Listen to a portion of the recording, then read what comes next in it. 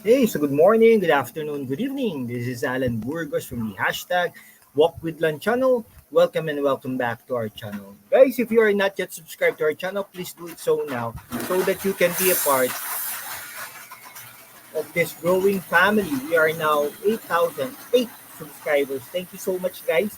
We just reached 8,000 mark. No, maraming salamat po sa inyong lahat. God bless you all. Okay, so ang ano po natin, pag-usapan po natin today ay yung kapapasok lang na balita, no? Yung ano po, no, yung si Pangulong Rodrigo Roa Duterte, no? Makakalaboso kaya o kaya makukulong kaya hindi sa ICC kundi dito sa Badlang Pilipinas. Okay? Bakit po?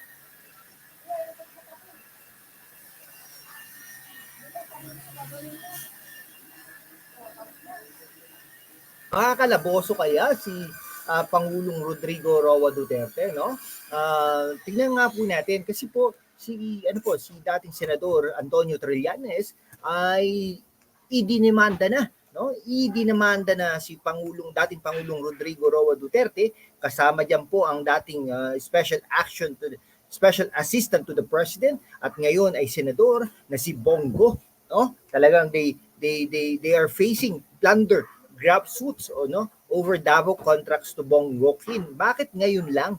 No? Yan pong problema no kay Senator Antonio Trillanes. Bakit ngayon lang siya magsasampa ng kaso laban sa Duterte at Go, no? Yan. Kasi si dating Pangulo Rodrigo Roa Duterte ay talagang humaharap ngayon. Hinaharap niya ang kanyang second criminal suit, no, post presidency. No, talaga after the presidency wala ng immunity. No? This time, over the Davao contracts awarded to construction firms owned allegedly by the father and sibling of Senator Christopher Bongo, yung Duterte's right-hand man and former special assistant to the president.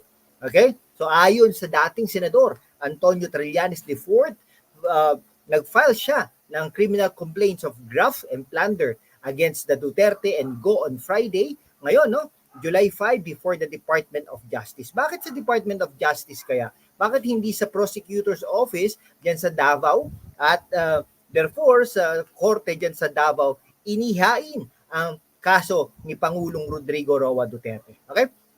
So yun, yung complaints po ay based sa 2018 report by PCIJ, no, or the Philippine Center for Investigative Journalism, that CLTG. Definitely yung G dyan is Go. Builders and Alfrego Builders and Supply, which are owned by Go's fathers and siblings, no? Cornered the most number and biggest projects in the Davao region since 2007 when Duterte was mayor of Davao City to 2017 when he was already president, no? May problema kaya doon, no? Hindi nga natin alam kung may problema doon, no? Di ba nagbibid-bid naman yung mga yan? Siyempre, may papel naman yan. Sa tingin natin, no? Pero siyempre, baka mali naman tayo, ay baka ito ay madismiss na naman katulad ng pag-dismiss sa kaso ni Franz Castro kay dating Pangulong Rodrigo Roa Duterte. Okay? Sige po, hanggang dito na lang po mga kaibigan ko ha. Maraming salamat po sa inyong lahat. Kung hindi ka pa nakapag-subscribe, mag-subscribe ka naman so that we can be able to maintain and sustain this channel. Thank you so much guys. God bless you all.